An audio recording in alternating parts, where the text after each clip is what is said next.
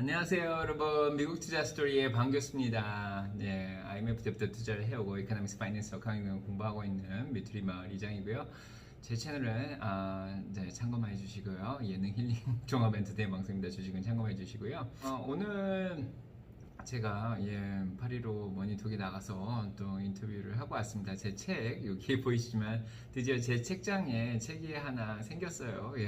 제가 지난주 일요일이죠. 5일 정도 전에 제 새 책 따라 주식 공부하자가 출판이 됐습니다. 그래서 오늘 그 관련해서 인터뷰 보고 왔는데 오늘 파리로 머니톡에서 얘기한 것 중에서 조금 부족한 부분이 있어서 이렇게 또 동영상을 찍게 됐습니다.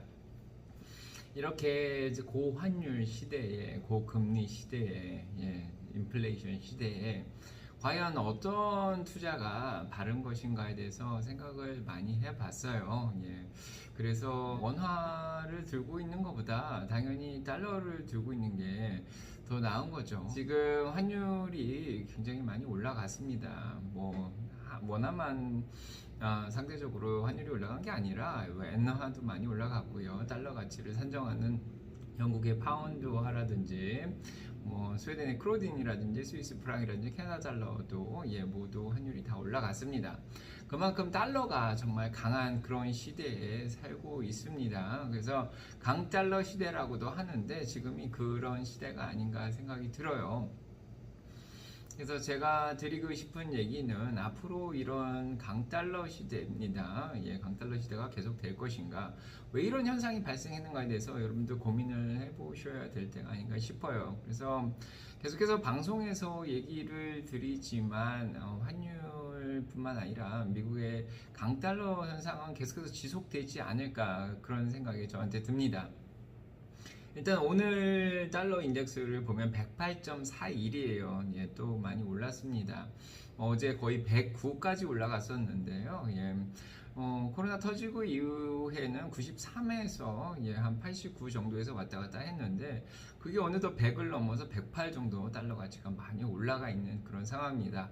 달러가 강세를 보이면은 여러 가지 이제 현상이 발생을 하는데요. 기본적으로 미국의 기업들이 수출하는데 문제가 조금 생깁니다. 그래서 글로벌 기업들이 있죠. 미국에도 저희가 투자하는 빅텍이라든지 많은 맥도날드라든지 전 세계적으로 사업을 하는 기업들이 있습니다. 이런 기업들은 이미 우크라이나 전쟁으로 러시아와의 관계가 안 좋아지면서 러시아에 대한 사업을 접었죠. 그렇게 크게 타격은 없긴 하지만 이미 우크라이나 전쟁으로 러시아에서 조금 수익이 줄어든 상태고요. 거기에다가 지금 달러까지 지금 올라가 있으니까 미국에서 수출은 당연히 줄어들게 됩니다. 오히려 수입하는 제품은 싸질 수가 있죠. 달러가 워낙에 가치가 높으니까 싸게 수입을 할 수 있는 또 장점은 있습니다. 그래서 부속이라든지 여러 가지 수입하는 그런 서비스는 싸지만 수출 기업들은 굉장히 타격을 입을 수 있는 그런 상황이죠.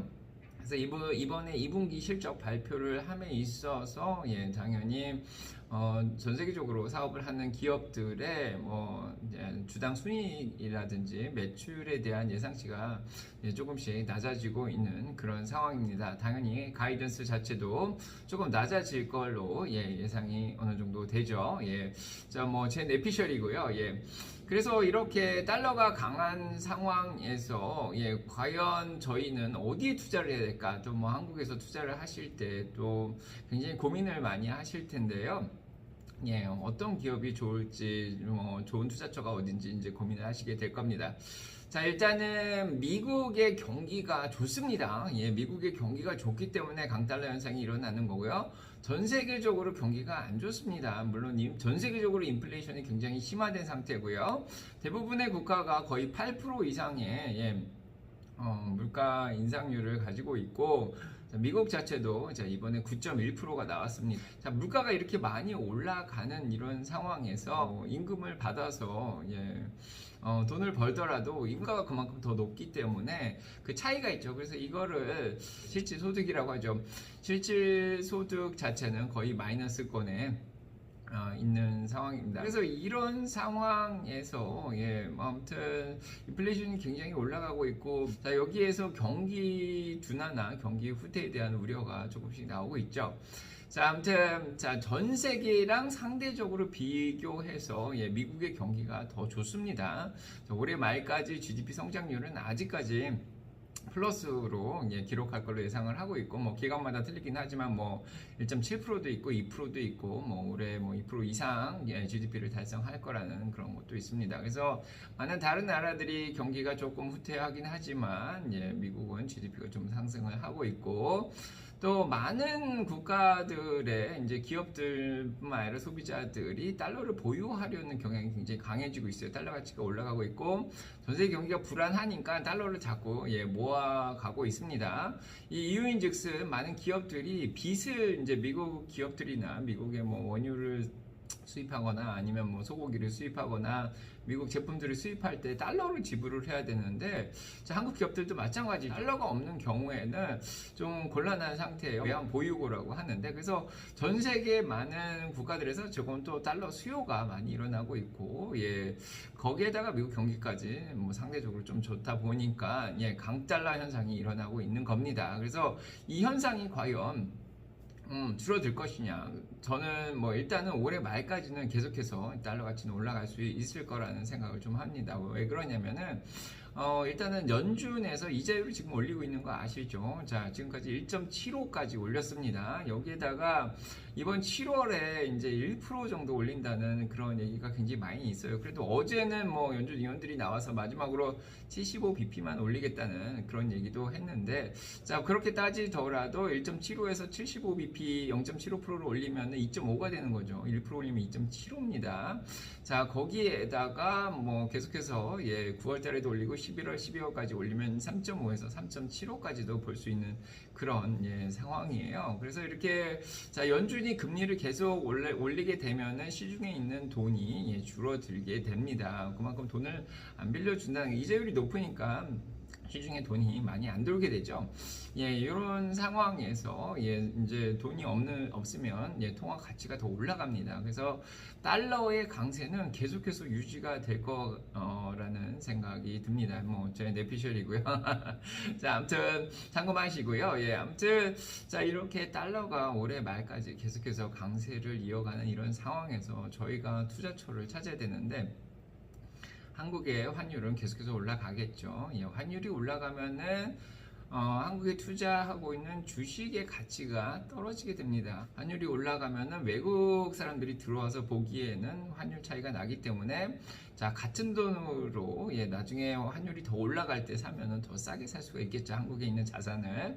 자, 그렇기 때문에 환율이 올라가면은 한국의 이제 자산이 조금 당장은 매력이 좀 없습니다. 그래서 조금 더 환율이 올라갔을 때 돈을 뺐다가 다시 사면은 정말 싸게 살 수가 있기 때문에 외국인 투자가들이 빠져나가는 게 어떻게 보면은 거시적으로 맞는 문제이죠.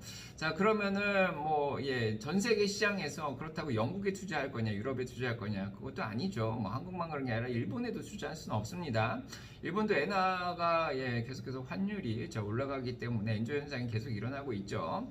그러면 지금 답은 어디냐? 미국일 수밖에 없다는 생각이 좀 듭니다. 그래서 자, 미국 주식이 답이다 이렇게 얘기를 할 수 있는데요. 일단은 미국 자산이 답이다 이렇게 답을 내릴 수가 있겠습니다. 뭐 장기적으로 뭐 5년 6년씩 보면 이 강달러 현상은 결국은 수그러들게 되지만, 지금 단기적으로 좀 보시는 분들은 뭐 내년 초까지만 보시는, 내년 전반기까지 보시는 분들은 아무래도 이제 달러를 두고 있으면 올해 말까지는 좀 수익을 얻을 수 있을 것 같고요.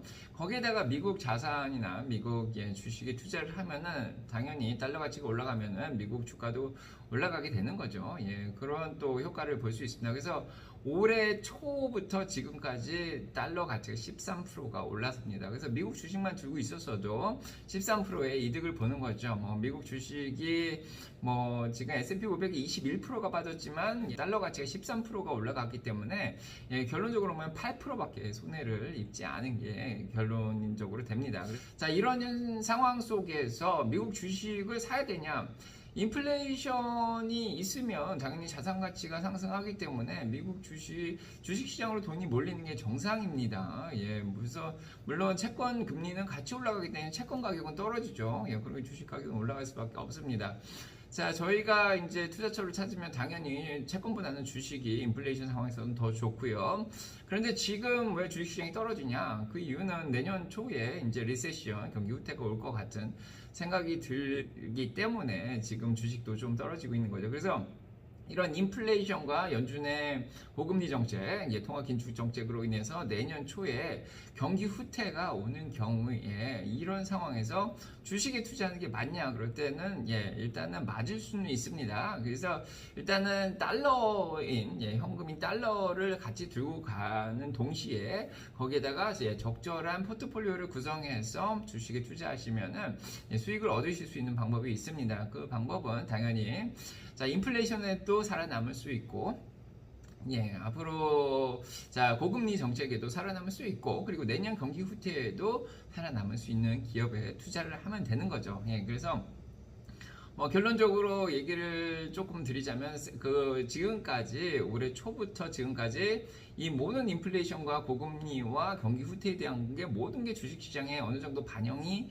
됐다고 볼 수가 있는 거죠. 자, 이런 상황에서 여태까지 수익을 낸 기업들이 앞으로도 계속해서 내년 초까지라도 수익을 낼 수 있는 가능성이 더 높다는 생각이 좀 듭니다. 그래서 자, 제가 생각하기에 지금 통계적으로 이제 계산을 해보니까 당연히 지금까지 필수 소비재 쪽 주식들이 조금 더 S&P 500보다는 더 잘 버틴 감이 있습니다. 개별 종목을 추천드리는 건 아니지만 그래도 코스코나 월마트 같이 필수 소비재는 아무리 인플레이션이 있더라도 이런 필수 소비재는 쓸 수밖에 없는 거죠. 그다음에 그러니까 필수 소비재가 뭐냐면은 이제 빵이라든지 물이라든지 바나나라든지 사람들이 기호와 상관없이 무조건 먹어야 되는 겁니다. 미국 사람들은 빵을 많이 먹고 한국 사람들은 쌀을 먹는데 이런 필수 소비재는 아무리 인플레이션이 있던 저소득층이든 부자든 상관없이 소비를 해야 되는 것들이죠. 치약이라든지 제가 치약 사는 걸 좋아하는데 경기 후퇴할 때 아무튼 치약이라든지 약이라든지 이런 것들이 필수 소비재라고 볼 수 있는데요. 거기에다가 다른 섹터를 보면은 헬스케어 쪽입니다. 그래서 제약 쪽 회사들도 계속해서 수익을 잘 냈죠. MRK, 머크라든지 파이자 같은 것들은 올해 들어서 계속 잘 버티고 있는 상황이고 S&P 500보다 더 잘 하고 있습니다. 그래서 머크 같은 경우에는 항암제 제약을 만들어서 그게 잘 팔리고 있는 상황에다가 코로나 치료제도 만들고 있죠. 파이자도 마찬가지로 코로나 치료제를 만들고 있고 다른 약들도 만들고 있습니다. 그래서 이런 필수적으로 써야 되는 약이라든지 상품이라든지 어떤 먹는 거 음식이라든지 이런 것들은 계속해서 올라갈 것 같고요. 거기에다가 또 저희가 또 운전을 하고 버스가 다니고 이렇게 할 때 난방을 할 때도 마찬가지고 에너지 관련된 주식들도 계속해서 강세를 보일 것으로 보입니다. 그래서 많이들 있죠. 자, 석유와 관련된 원유와 관련된 주식들도 당연히 포함이 되고요. 거기에다가 대체 에너지죠.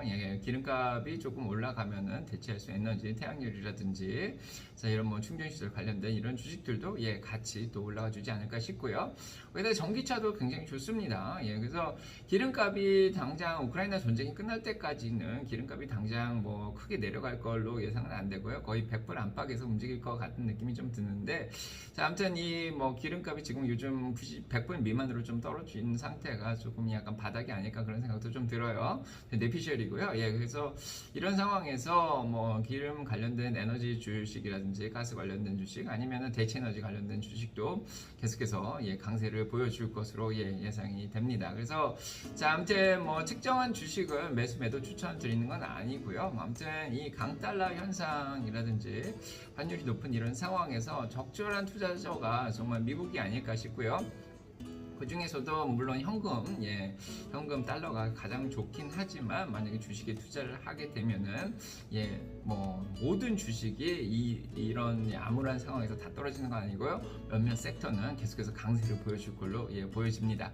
자, 아무튼 저희는 장기 투자자니까요. 이렇게 내년 초까지만 바라보고 투자를 할 수도 있지만 그래도 뭐 한 2024년, 5년까지 앞으로 몇 년을 계속해서 보면은 결국에는 시장 상황이 코로나 이전 사태로 예, 다 돌아갈 것 같은 생각이 듭니다. 그래서 연준도 결국에는 노무라 은행이 말한 것처럼 예, 뭐 연준은 결국 3.75 이상으로 자 이자율을 올렸다가 내년 후반기 정도부터 또 이자율을 낮출 수 있는 가능성도 있기 때문에 2023년 후반기, 2024년부터는 또 예, 미국 장이 더 좋아지지 않을까 그런 생각이 좀 듭니다. 그래서 자 지금 뭐 고생스럽긴 하지만 1, 2년 정도 지나면 또 좋아질 수도 있으니까요. 뭐 희망을 가지고 뭐 긴 호흡을 가지고 투자하시면 좋을 것 같다는 생각이 합니다. 예, 아무튼 자 빚내서 제발 투자하지 마시고 이렇게 장기로 가져가야 되기 때문에 오래 잘 인내하면서 버티는 게 좋을 것 같습니다. 여러분 힘내시고요.